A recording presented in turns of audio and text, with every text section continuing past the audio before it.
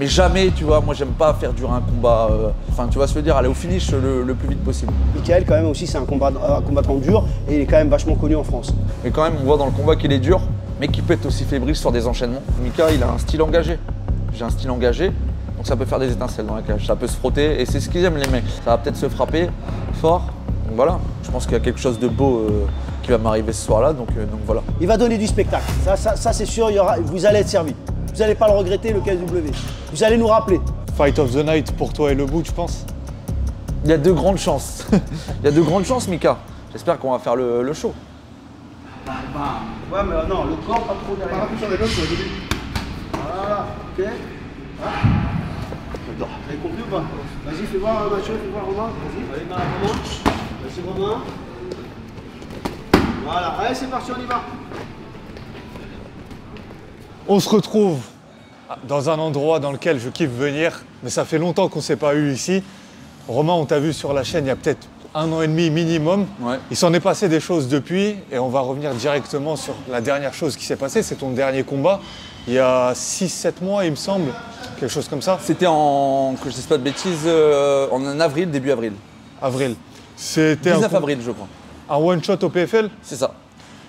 Parle-nous un peu de ce combat, qui est le dernier en date, encore une fois, et qui malheureusement s'est soldé sur une défaite qui a stoppé une longue série de victoires pour toi. Comment s'est déroulé ce combat? Bah, écoute, j'ai pas abordé le combat dans les meilleures conditions. Déjà, je trouve que il y a eu trop de temps d'arrêt entre le Bellator Dublin et le PFL Chicago. Il y a eu trop de temps d'attente, tu vois. Donc ça a été dur de se remettre vraiment bien en selle avant un combat. Moi, j'aurais préféré un combat tampon, c'est-à-dire en décembre, par exemple, ça aurait été bien, tu vois, pour compenser. Après, je suis parti beaucoup en vacances début janvier, donc j'ai fait le Japon, j'étais en Bulgarie. Et je pense que j'ai pris un peu de poids et j'ai commencé la préparation, j'étais un peu lourd, tu vois. Voilà, après, ça s'est déroulé. J'ai fait la préparation comme il fallait, tu vois. Et je pense que le poids, ça m'a vraiment stoppé. Je suis arrivé là-bas avec un peu trop de kilos d'écart. Et donc on a cuté vraiment énormément. Moi j'étais fatigué avec le décalage horaire et donc voilà. J'ai affronté un haïtien, Tadjin, qui est vraiment très très fort. Je pense que c'est quelqu'un qui va aller super loin au PFL. J'aurais pu faire un meilleur combat que ça, mais c'était vraiment un adversaire élevé. Et sur un enchaînement où je mets un high kick qui bloque, et dans la foulée, je rentre dans sa distance et j'envoie un gauche-droite, je me fais contrer. Donc il me semble que je prends l'avant-bras je prends l'avant-bras, je crois, par-dessus le crâne. Je commence à être sonné. Derrière, il vient me tirer, il met un uppercut, je tombe. Je m'écroule beaucoup de fatigue. Et en plus d'être sonné, tu vois, je savais pas que c'est un gros KO. Il y a beaucoup, je dirais quand même que c'est un KO de fatigue. Je m'écroule de fatigue. Et voilà quoi. Donc voilà, il a été meilleur que moi ce soir-là. Et après, il y a une grosse remise en question. J'ai décollé au Brésil, c'était que Daniel. Puis on a remis le pied à l'étrier. Justement, c'est ce dont j'allais te parler. Tu avais déjà pris un KO où tu t'étais déjà écroulé comme ça dans un combat, dans ta carrière? Oui, alors ça va être assez drôle, mais quand j'ai commencé les MMA, mon deuxième combat de pancrace, c'était il y a longtemps, j'avais affronté Mickaël Sardi, d'ailleurs qui est un copain maintenant, et il m'a mis un gros KO, j'ai dominé tout le combat. C'était un 2x5, c'était même pas un 3x5, c'était 2x5, à Mantes-la-Jolie au next level. Et il m'a mis j'ai plongé dans ses jambes, enfin j'arrêtais pas de plonger, je l'ai amené au sol et à la fin il m'a contré. J'ai pris un genou et là je me suis écroulé. Mais là j'ai vraiment dormi pour le coup. Là-bas je me suis vraiment écroulé de fatigue et j'étais quand même sonné, mais Mika m'avait mis un vrai KO, je m'étais endormi complètement. Avant cette défaite au PFL, je crois que tu avais 7 victoires d'affilée, dont 6 avant la limite. C'est quand même énorme. Je crois que c'est 6 et 5, je sais plus. 5, 6 ou 6, 7, quelque chose comme ça. Voilà. En tout cas, tu étais sur une belle série de victoires avec des finishes. Tu as développé cette capacité à finir tes adversaires au fil de ta carrière. Parce que, si je dis pas de bêtises, tu as 10 victoires, 6 par finish. Et ces 6-là, c'était… d'affilée. On va dire d'affilée. Je pense que la rencontre avec Daniel, elle a fait beaucoup. Il a vraiment amélioré mon striking et il a su trouver mes points forts. Après, je dirais que c'est moi qui ai découvert en combat que je pouvais frapper et faire mal. Tu sais, des fois, on a cette touche où on peut connecter quelqu'un et le faire tomber, mais on ne le sait pas. Donc, on est hésitant en combat. Et moi, je l'ai découvert après l'atomique. J'ai dit, putain, je frappe fort. Et Hexagone, pareil. Et je me suis dit, maintenant, il faut avoir confiance, en fait. Et puis, c'est venu comme ça, les KO se sont enchaînés, quoi.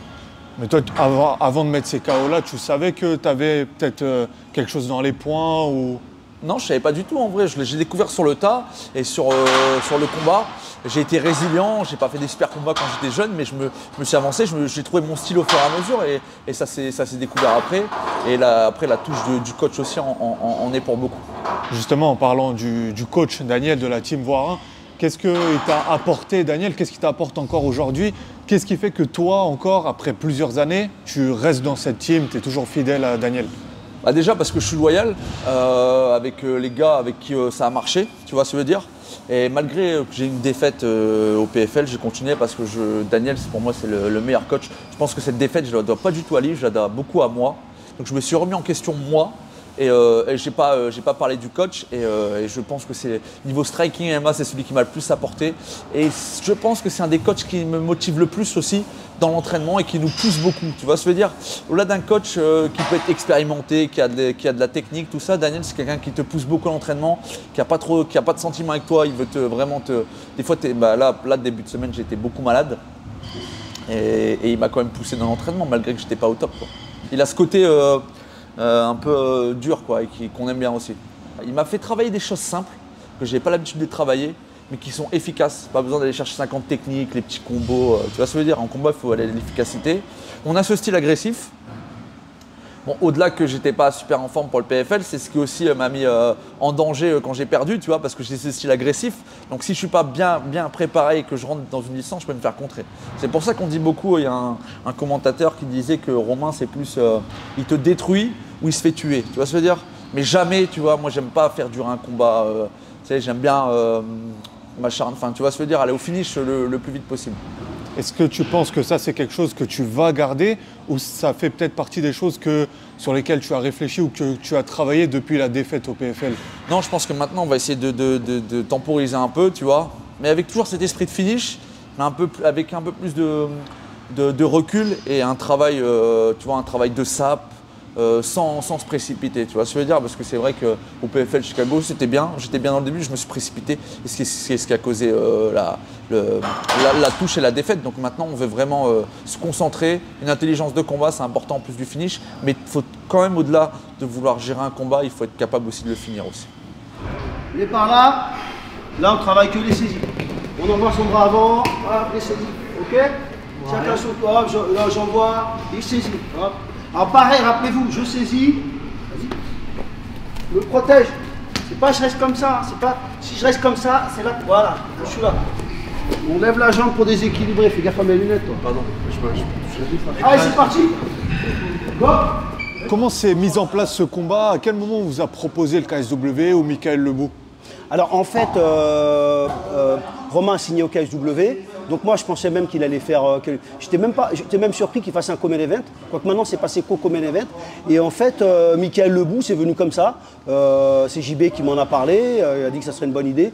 Aussi Romain. Je dis pourquoi pas, parce que c'est un super combattant. En plus il a une bonne hype, bonne mentalité. Ancien combattant de l'UFC. Il a tourné au M1, une pointure. Et je me suis dit, bon, c'est vrai que c'est un combat qui va ramener beaucoup de monde quand même. Franco-français, les gens, je pense qu'ils vont kiffer le combat. Petit à petit, on s'approche de ta prochaine échéance qui est dans 4 semaines pile à l'heure où on tourne cette interview. Tu vas affronter Michael Lebou, avec qui tu as pu t'entraîner quand même quelques fois ici même. Qu'est-ce que tu sais de lui déjà personnellement, puis en tant que combattant? Bah, Mika, c'est un. Après, je le répète à chaque fois que je passe à l'interview, mais Mika, c'est quand même un des combattants, je pense, les plus connus en France. Au-delà du nombre de combats qu'il a fait, il a vraiment passé par toutes les salles. C'est un des combattants les plus, comme je dis, les plus prolifiques. C'est un de ceux qui a le plus combattu. C'est quelqu'un qui va beaucoup à la décision. Il est très dur. J'ai déjà vu des combats où vraiment il avait la jambe un peu à se mater. Il continuait quand même le combat. C'est un dur au mal. Non, ça va être un beau combat. Et voilà, je le prends très au sérieux. Et vraiment, on a tous les deux nos chances de gagner. Donc on verra bien. Quand il venait tourner ici, Michael Romain, il n'était pas trop là à l'époque. Hein. C'était plus Benoît. Non. Honnêtement, au niveau stratégique, non, ça ne change rien. Hein. Moi, je regarde ses combats et j'analyse par rapport à ça. Parce que quand il venait tourner ici, il tournait sur des entraînements spécifiques. C'était pas spécialement. C'était plus adapté pour Benoît. Je mettais en place des sessions comme ça. Mais non, ça ne change rien. Il va falloir que j'étudie exactement son jeu pour pouvoir mettre une stratégie en place cohérente pour essayer de le battre, quoi.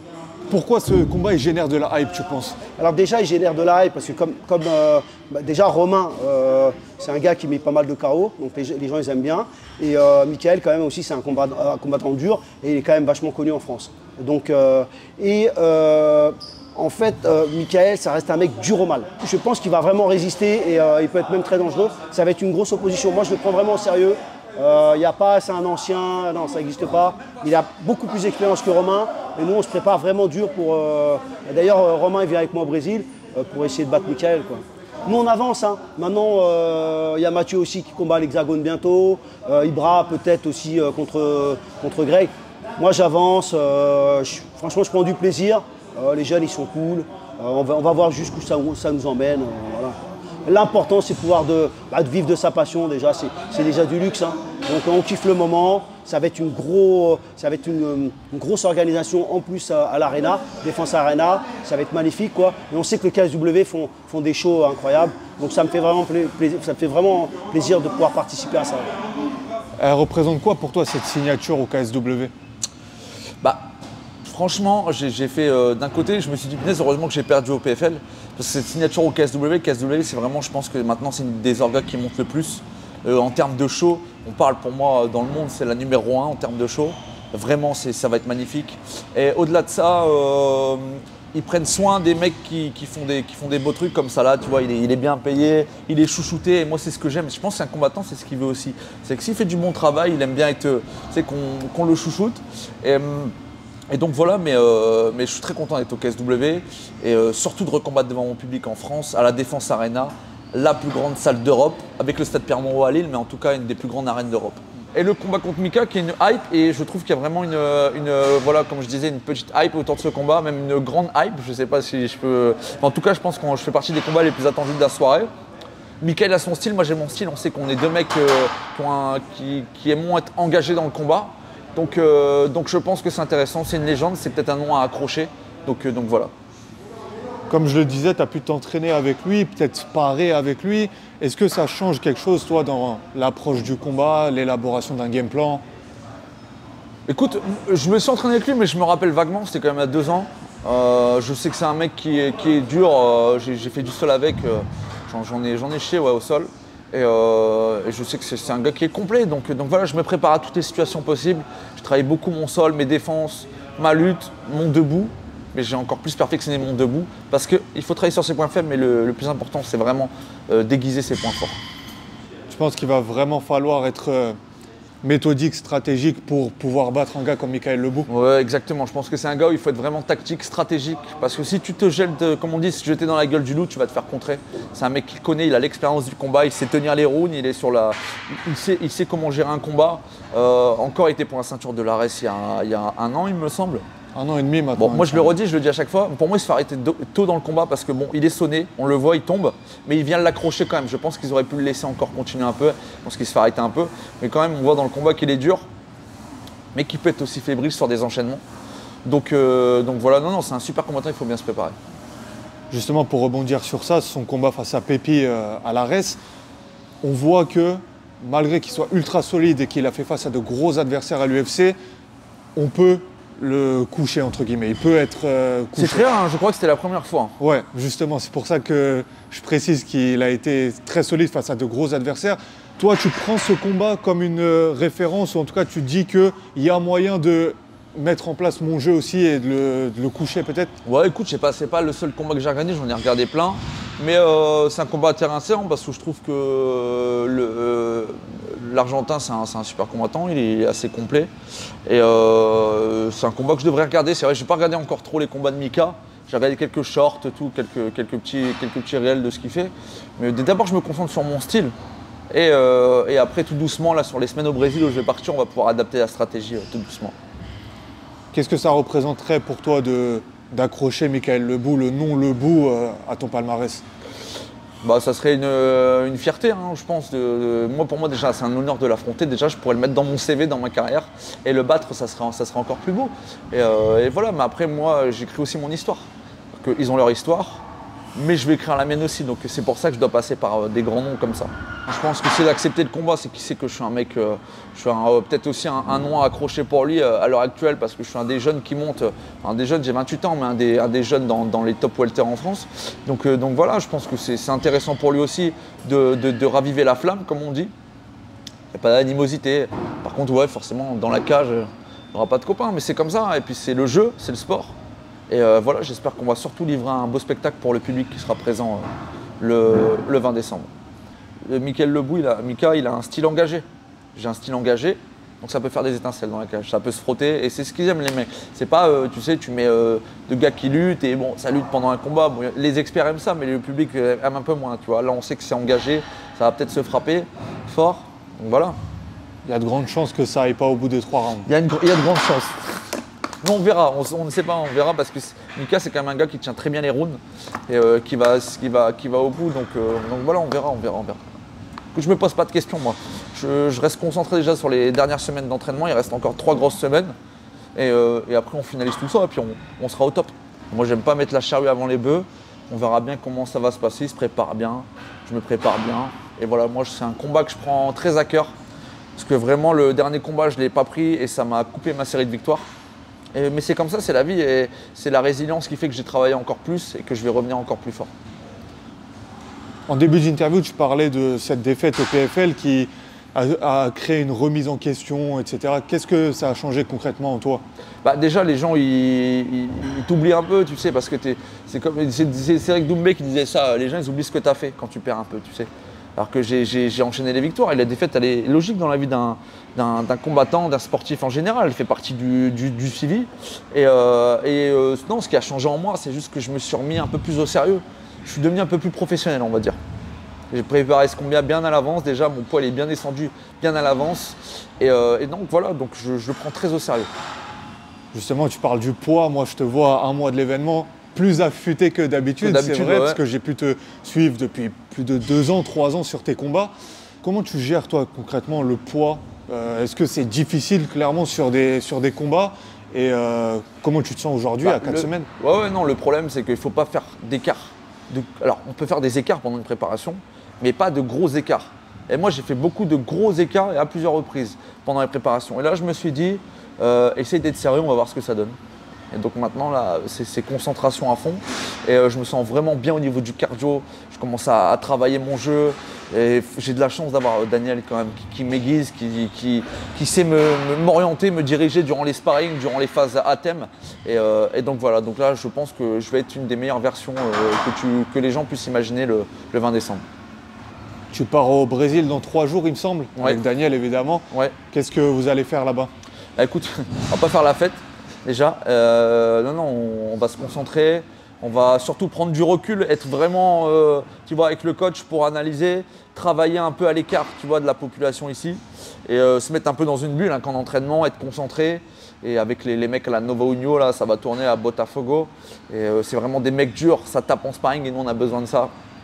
Essayer de ne pas se blesser aussi, ça c'est important. Ce qui nous fait peur des fois, c'est la blessure. Mais on va essayer de se concentrer, bien être dans une bulle, un pays. Et voilà, puis ça va bien se passer. Tu l'as dit, le Brésil, c'est aussi pour prendre du recul, se mettre un peu à l'écart de la population, des médias aussi, j'imagine. En France, la Team Voirin a beaucoup été mise en lumière, en avant, pour du bon ou parfois pour du moins bon, notamment par rapport à Benoît, etc. Est-ce que ça peut te perturber dans des prépas ou autre? Écoute, les événements qui arrivent, médiatiques ou non médiatiques, on peut pas les gérer, d'accord? Ce qui arrive doit arriver. Et donc moi, j'essaie de construire mon chemin en fait. Donc je me pose pas de questions. Si je suis médiatisé maintenant, et ben tant mieux. Il faut que j'avance dans ce que je veux être, dans ce que je veux faire. Et je regarde jamais en arrière maintenant. Je regarde vraiment de l'avant et c'est pour ça que j'évolue un maximum. Les événements bons ou mauvais font partie du chemin et voilà, non, moi je suis très content d'être toujours dans cette équipe-là, dans cette salle un peu à l'ancienne. Et voilà, quoi, j'ai travaillé dur pour en arriver là et j'espère que les efforts vont payer le soir du 20 décembre. Tu l'as dit, toi, tu avances. Forcément, c'est le cycle de toute équipe, de tout club. Il y a des départs, il y a des arrivées aussi, j'imagine. Quelles sont les perspectives d'avenir à court terme, à long terme pour la Team Voirin? En fait, moi, mes perspectives, c'est jour à jour. Hein. J'ai pas de... Déjà, je suis un mec qui a pas mal bourlingué. Donc, je prends les combats comme ils viennent en tant qu'entraîneur. Je kiffe le moment, en fait. Moi, je ne me projette pas. Je me projette pas. J'avance comme ça. De toute façon, je me suis jamais projeté, même avec Benoît, quand je travaille avec Benoît, je continue, je kiffe le moment. Il faut vivre au jour le jour, les amis. Demain, on ne sait pas de quoi est fait demain. Donc voilà, quoi. On trace notre route, il y a la lumière, il va y avoir des obstacles, mais c'est comme ça, on adore les défis. Comment se passe la prépa pour Romain? Il me semble que vous partez au Brésil dans 3 jours là. Oui, alors on part lundi au Brésil, ouais, à Rio. Ouais. Ben, ça va. Là sur place, là-bas, on va suivre le protocole qu'on a l'habitude. On va s'entraîner chez Marcio Cromado. Il y a pas mal de gars qui tournent. Aussi à la Nava Union, la team de José Aldo, tout ça. J'ai plein de potos là-bas. Il va bien tourner, il va être prêt. Ouais. Top, change de rôle. Top, c'est parti. Allez,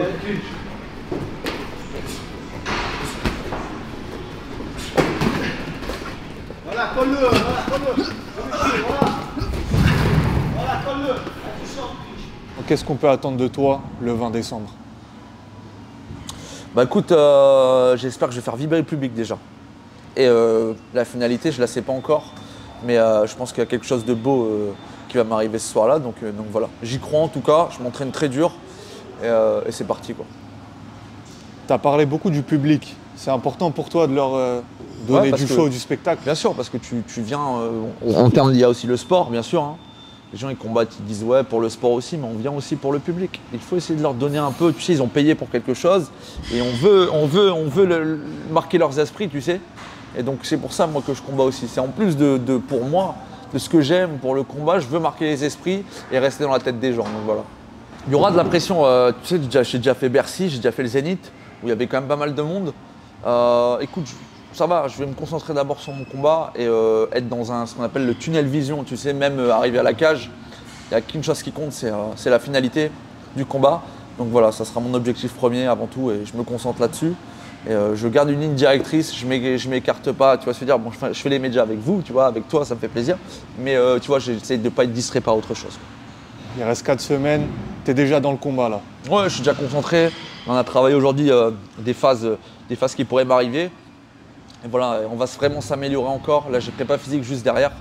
Avec Ryan Gillet, d'ailleurs, je fais une dédicace parce que. Donc, alors, c'est pas trop mon préparateur physique, mais c'est un gars qui m'optimise la performance. Il travaille beaucoup sur mes points forts. Et on fait beaucoup de travail et un peu de récup avec lui. Et vraiment, j'en suis reconnaissant parce que je pense que c'est ce qui se fait de meilleur en France pour les MMA. Ryan, merci. Et donc, voilà.